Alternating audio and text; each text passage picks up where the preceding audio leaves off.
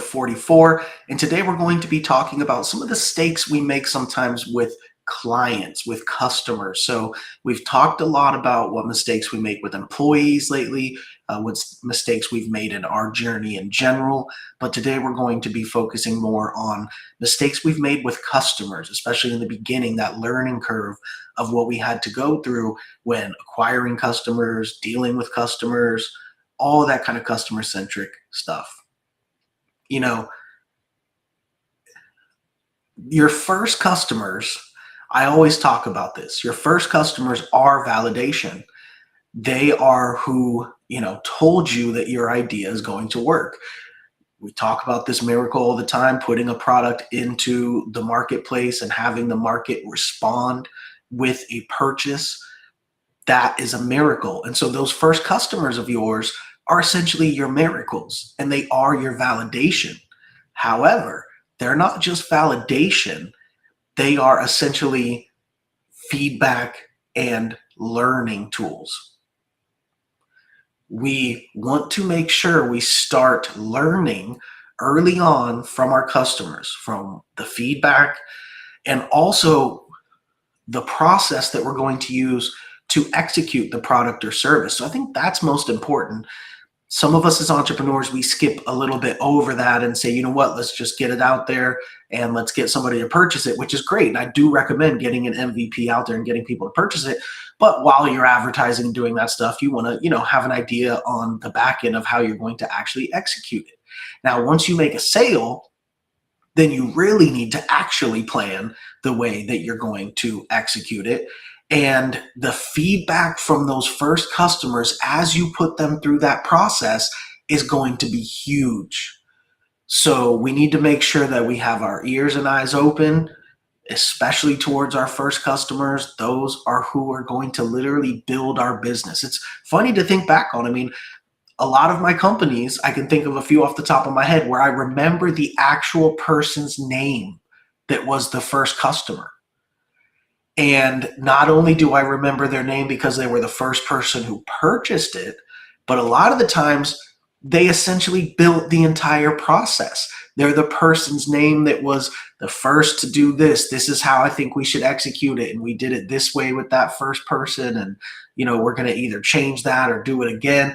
Everything's going to be compared to those first customers. And those first customers are who are going to teach you how to actually execute everything and navigate your new product, your new service, your new business that you've just sold. So, those stand out to me. I literally remember the names of the people who were the people who bought the first product or service. When that miracle happened and somebody purchased it or somebody signed up to join the company and signed the actual contract, I remember those people's names. And it's not just because of that amazing moment where they did something pivotal for our business, which was validate something, but also because their name was used time and time again when building that first execution of that product or service. So that's just kind of interesting to think that I still do remember those people. And I think a lot of it is not just because, wow, that was the first person who ever bought it, that's going to stick in my head, but because after that, that was the first person who we are taking through the entire process. And that person was literally building the entire process. Now, they had no idea about that. But on our end, that was the person that allowed us to actually start doing and start building and start documenting what we were doing and start actually having a plan to execute that product or service and deliver it to the client. So that's very interesting. And I hope that is happening to you as well. And maybe you remember the names of those people as well. As entrepreneurs, I think a lot of times we drop the ball on our first clients. And I won't lie that that's happened to me before when we were starting out. There's a certain animosity sometimes that's created between, your company and your clients. That's easier to happen in the beginning, for sure. There's a lot of mistakes that we made in the beginning, things that we didn't know that can create essentially animosity, like you're versus your customers. And that's a terrible place to be at. We want to be happy that our customers decided to work with us. We want to be helpful and do everything we can. And so we want to make sure that we're not creating a adversarial environment. One of the ways to do that is make sure that we're doing great business, make sure that we're handling complaints well, make sure that if somebody has an issue, especially if it's our fault, that we're prepared to give refunds or go above and beyond to give them, you know, things for free, extra things. That's very important. One of the things I always made sure to do in my businesses was have something that we could always give for free, and telling the staff, hey, if somebody complains about this or they're not happy with this, give them this, right? Find something that's low or no cost, but that's very beneficial to a client, or a customer, and just have that on deck, ready to offer people, if they have any kinds of issues. And I can tell you it smooths over almost every issue. Also, those people sometimes become your best clients because they know with you, they can get in touch with you or your company, and they can let you know that something was wrong. You will not only fix it, but you'll go above and beyond and give them something extra. So that not only fixes the issue with people, but a lot of times it turns them into repeat customers because they feel that if something were to happen again, that with your company, it would get solved, and they might even get more than they actually paid for because your company is really acting in good faith. So I recommend that as kind of a hack there to make sure that you keep customers happy. Figure out what that thing is that you could provide them that has value to them but costs you little to nothing, and just have that on deck ready to offer. Tell all your salespeople, hey, or your customer service people that are accepting incoming calls, whoever's dealing with the clients, talking to them, and just say, hey, you can always offer this if somebody's upset. And that'll take a lot of the friction away, and it'll also take a lot of you having to deal with things because they know what they can offer for free and they have that tool. And only if that tool doesn't work, which will be only a small percentage of the time, then do they have to come to you with the problem. So trust me, you want this as a founder as well, to make sure that you're not taking up too much of your time with this kind of stuff. So, those first customers are obviously validation. They're proof that your idea can work and at least is working. They are revenue, which is great, but they're also feedback. They're also training, because you're essentially training yourself, training your team to be able to deal with them. And it's just kind of a signal to you of also who is purchasing your product or service. So those first customers are very important to figure out, where did they come from, right? We want to make sure, how did we convert these people? If they're the first people who started buying it, where the heck did they come from? So we can make sure that we get more of them. And then not only where did they come from, but what demographic are they, right? What kind of people, what type of people are purchasing this? What are they purchasing it for? Are they leaving any kind of feedback of, I bought this for this, but I'm actually using it for this or something? That's very valuable feedback. I mean, there's companies out there that have launched a product, and what it was intended for, people aren't really buying it for, but they're buying it for something else. And, then the company pivots to that and makes a fortune, right? So those early customers are also a signal of who's buying it, where are those people coming from, and, how are they using it? And we've talked about it before, about getting customer feedback, reaching out to them, having some type of systems where after they purchase it, you send them a follow-up email, ask them to take a survey or ask them to provide feedback. Really, most importantly, ask them to give a review on one of the platforms such as, Google, or maybe you're like a physical place and be like Yelp, like a restaurant. So definitely, important to kind of have that in your system to systematically try to collect those reviews. But especially with those first customers, you got to go above and beyond to reach out and try to get that feedback, try to get those reviews so you can get your feet planted in the business. And when other customers look you up, they can see good reviews. And again, go over the top to make sure that they have a good experience, so you have a foundation of some good reviews. So they're not just proof, they're not just validation of your idea, they're not just your first revenue, which is extremely important, but they're also kind of a signal of, who these people are, where they're coming from, what they're using my product or service for, and just great feedback in general. So some of the mistakes that I've made early on when it comes to customers and how we're dealing with customers is, at times I've overpromised, and that's not good, right? We don't want to necessarily overpromise. Now, here's the one that you might think is interesting. I actually have over delivered and have that be a problem. So that's funny to say, right? You would think, under promise, over deliver. Yes, in theory, that is great. But over delivering can sometimes be a problem too if it sets the wrong precedent, right? If you're over delivering so that your service is devalued, and this is especially if you're starting out and you're kind of a one person show, if your service or time is devalued because you're over delivering so much, it starts to become a problem. We have to manage expectations with clients, just like we manage expectations with our staff and our business partners and our investors if we were to get some. These are all people we have to manage expectations with, and it's the same thing with customers. We want to make sure that we're providing exactly what we're saying we're going to provide. Of course, we want to try to provide it in the best way and go over the top in every reasonable way possible, but we don't want to over deliver too much. We don't want to give too many things that devalue our product or service, and especially when we're starting out, that would devalue our time, because people will start taking advantage of your time. That's one thing. People may try to take advantage of money or these other things, but people will easily drain your time without even thinking about it, right? Even they may not even know about it, and they will drain your time. So it's important to manage those expectations, and over delivering too much can actually hurt in that situation where it starts to devalue your time, your effort, your resources, your money, your product, your service. Part of dealing with customers is knowing not to say yes all the time. Again, I know it feels kind of counterintuitive, right? The customer's always right, et cetera, et cetera. Well, saying yes to everything can get you in trouble. This is especially common in sales positions, right? If you have a real estate brokerage or a mortgage brokerage or a realtor or a loan officer or an insurance agent or any kind of business where you or your employees need to make sales, this is extremely important, because saying yes to everything because you're desperate to make a sale, especially people based on commission have trouble with this, that can get you in a lot of trouble.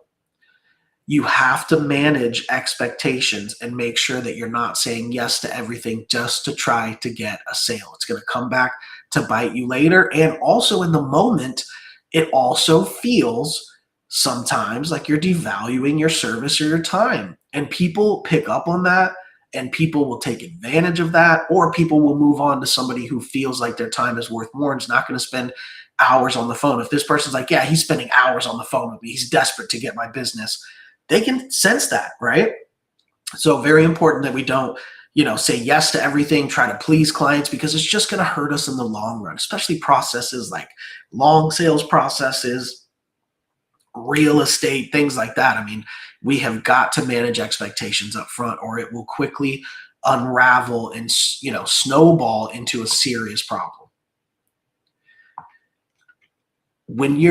And I know it's hard, right? Because when you're worried about losing customers, it's very easy to be, too nice and to be a yes man to everything that they're asking for, and, to drop everything you're doing and, help them, whatever the case is. It's easy to do that when you fear of losing customers because they're your first customers. You know, Sometimes we also are scared to charge properly. Sometimes we're just trying to get our first customers, trying out price points, and we do a really low price point, and that's okay. We need to see where we're going to land up. But at the end of the day, we can't keep charging too low of a price. It's not a business you want to be in, of a race to the bottom, as we would call it, right? Who can charge the least? And it's not really a race that you want to be in. We especially talk about that, like if you're a realtor or a loan officer or whatever, charging less commission, just trying to race to the bottom to see who can charge the person the least commission to try to get the deal.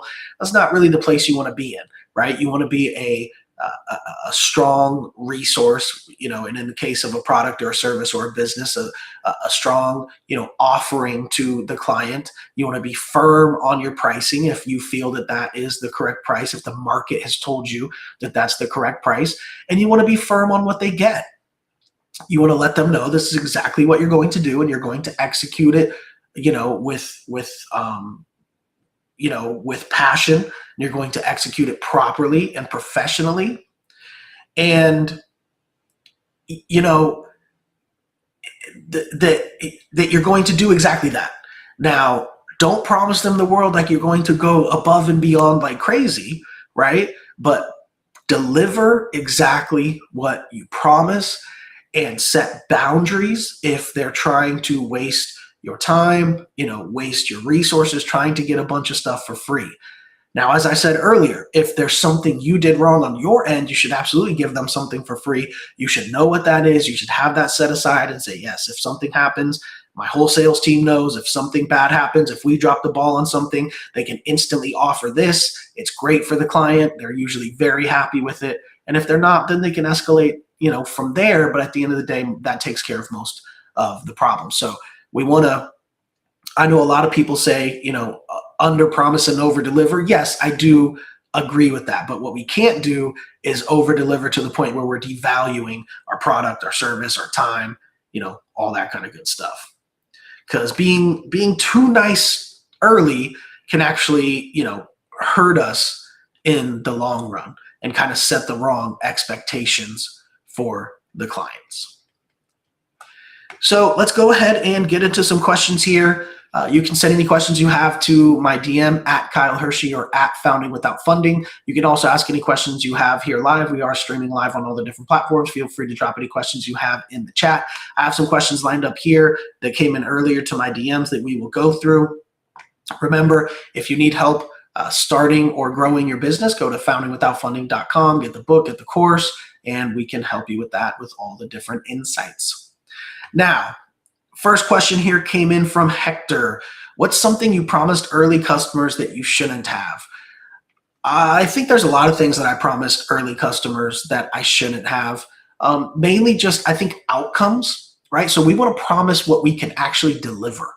And getting anywhere near promising actual outcomes for the client is where it starts to get a little sketchy, right? The outcome that the client has with our product or service or working with our business depends on them and how they're using the product or service and all that kind of good stuff, right? So we want to promise exactly what we're going to provide, not necessarily what we think the result will be for that exact client, right? Something like if you're, pushing like a weight loss drug or something like that, or any kind of weight loss system, you're saying, yes, this helps people lose weight, but not everybody, right? It's, if you take it with diet and exercise and you do everything else you're supposed to do, X amount of people lost, X amount of weight or whatever, but they're not promising an exact outcome for you, which is what I like to try to stay with. Right now, we want to tell people we can solve their problem and we can solve this problem by delivering X, Y, Z. And we've done it for people before and it's worked for them before, but we don't want to promise this exact client an exact outcome. And I think that's some of the mistakes that I made early on. And what that does is that, it may make it a little bit easier to sell in the beginning, but it comes back to bite you because people aren't going to do their part of making, taking your product or service, using it correctly to get the proper outcome. So you don't want to sell an outcome that's based on them taking it and using it properly. You want to sell an outcome that's based on, what you've provided, and what they take and do with that is going to be up to them. So I guess to answer your question there, Hector, the things that I learned to not promise were things that are out of my control. I've always, since learning early on, been pretty strict about, okay, this is what we can promise and this is what we can deliver.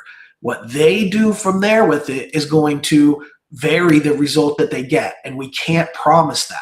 We can only promise to deliver what we need to deliver on our end, and we can deliver it every time. And if we have a mistake when delivering it, we have some things we can give them for free to make up for it, etc., etc. All right. Question from Leela or Lila. I'm sorry if I'm pronouncing your name wrong. Did you undercharge your first customers, and how did that affect you later?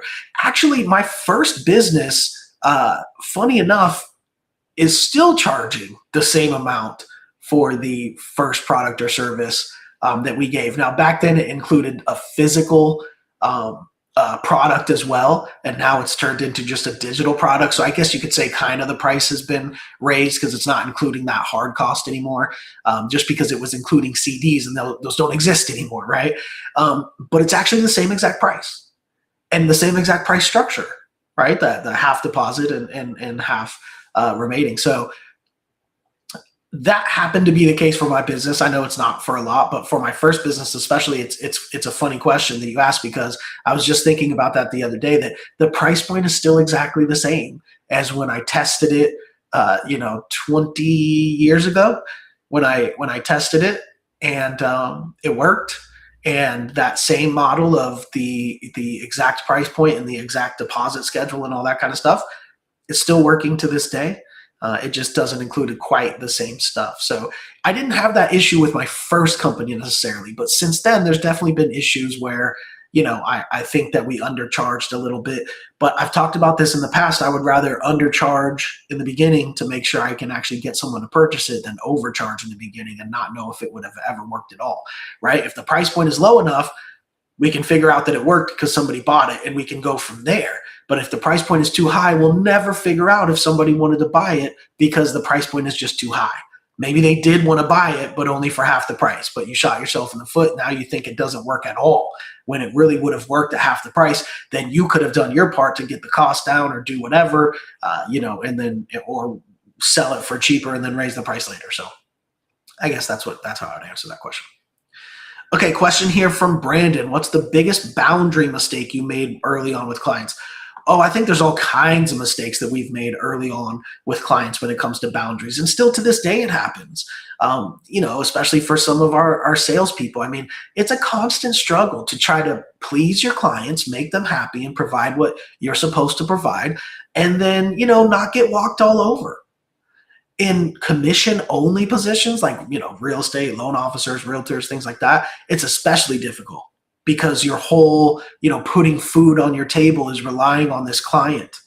And, if you mess up or you feel like you're not doing everything they ask and that they're going to fire you or go work with someone else, I mean, it can be a serious pickle to be in, to say, I don't have time to keep doing this for them. I need to go get other clients as well, but I don't want to tell them no because I've worked so hard and this sale has to go through or else I can't pay my rent this month. It's a bad position to be in. Tough position to be in. That's why it's tough to be a salesperson, and that's usually when you have to walk the finest line. It's usually in those sales type of situations where you got to really walk that fine line and make sure that they respect your time and put proper boundaries, but also still try to hold on to the client and not send them elsewhere. And I will say the worst way to go about this, there's a million great ways you can go about it, but the worst way you can go about it is being passive aggressive with them. If you set the proper boundaries in the beginning, this whole process will be much easier. But even if you didn't do that in the beginning and you're saying, oh, this is too much, I can't do this anymore, they're taking advantage of me, don't be all passive aggressive and start getting angry at them. Just have the meeting to set the boundaries. Now, if that makes them upset, if you come to them and have a meeting and set the proper boundaries in a nice and professional way, if that is a problem to them, then they probably weren't a good client in the first place. But what's not good is for you to just be passive aggressive and snippy with them and stuff because you're like, oh, I've spent so much time. Talk to them and say, hey, this is how this profession works. This is, I can do this for you. I can't necessarily do that. And, and just be professional about it, I think, is the biggest thing there to keep everything moving forward. And again, just don't be passive aggressive about it. Okay, question here from Thomas. Did any early customers end up causing way more stress than they were worth? Yeah, absolutely.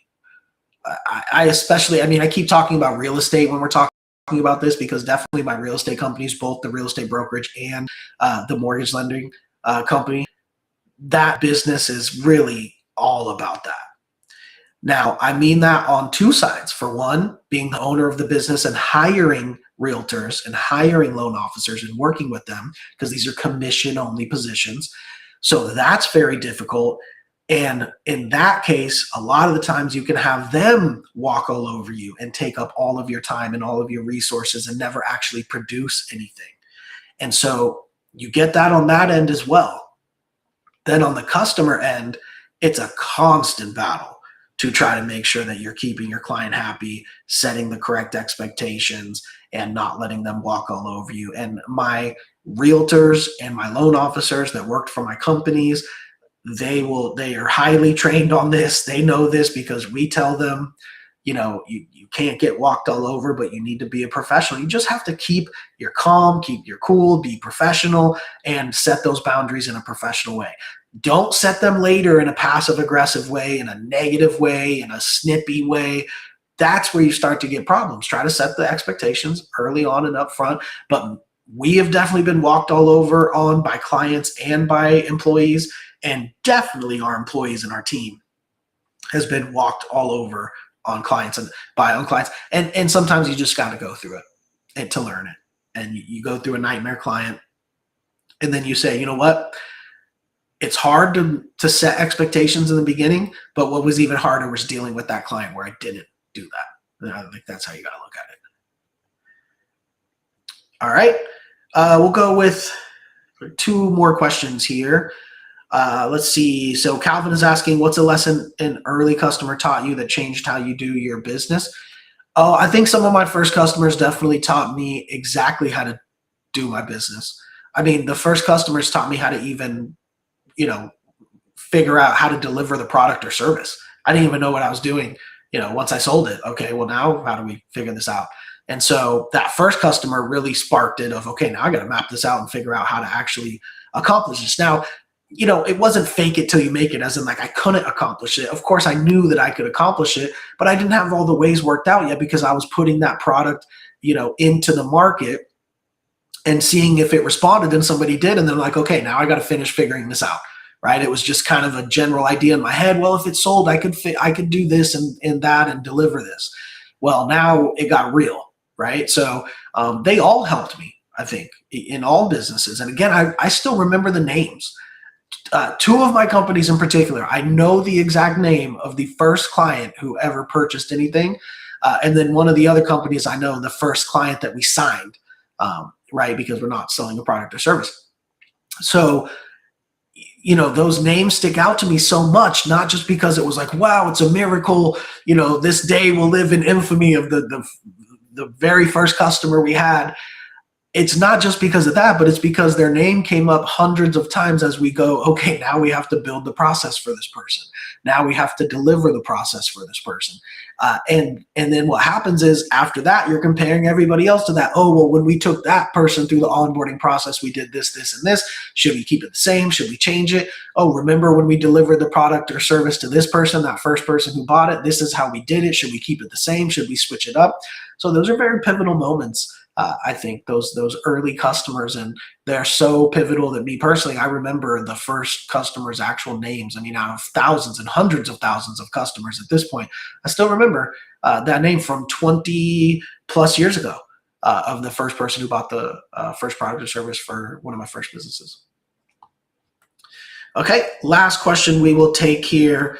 Ivy is asking, if you had to do it over, what's the one rule you'd set from day one with customers? If I had to do it over, the one rule I would set day one with customers is just managing expectations and making sure they have the information. One of the earliest issues that we always had was just hoping that people would actually receive like the email, right? So, okay, everything is done via email, confirmation via email, so they submitted, they got an email right away, and then now they have the information. Well, we learned later that's not it, right? Emails go to spam. People don't check emails. People delete emails accidentally. Sometimes the emails don't resonate, or they just kind of ignore them, whatever it is. So that was one of the biggest things we learned early, was getting your customers the correct information in the beginning is key, so that they understand the process, right? That's the real key, is that they understand the process they're about to go through before they start going through the process. And in order to do that, you don't just want to send them an email. You also want to send them a text message. You want to give them a phone call. And most of the time in my businesses, for sure, I like to send them back to the email, right? So the email should be very clear, laid out everything that they're about to go through and manage those expectations.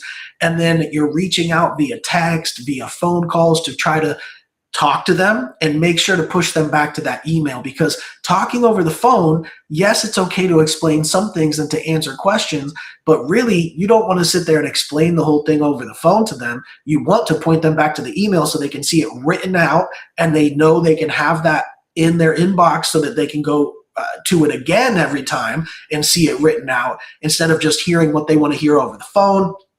There's a reason why there's that game telephone, right? They hear what they want to hear. And so we always want to try to point them back to that email. That's how I like laying things out, at least making sure everything, the whole process is in that first email, all the expectations, and then just making sure to follow up with texts and phone calls and everything to say, hey, did you get that information? Did you look it over? Would you like me to resend it so it's at the top of your inbox? And just make sure you're getting them the correct information, not a piece of it, not partial info over the phone, but make sure that you get that full email in front of them with all the information that they're going to need. And then they know they have a place where they can always go back and reference it. That's the place you want to be in going forward into the sales process, is making sure that at the top of the process, they have all the information they need, and then follow up with them to make sure that they've read that information. And you should have a lot smoother of a sales process. All right, with that being said, we will go ahead and wrap it up. Thank you, everybody, for tuning in. We will see you on the next episode.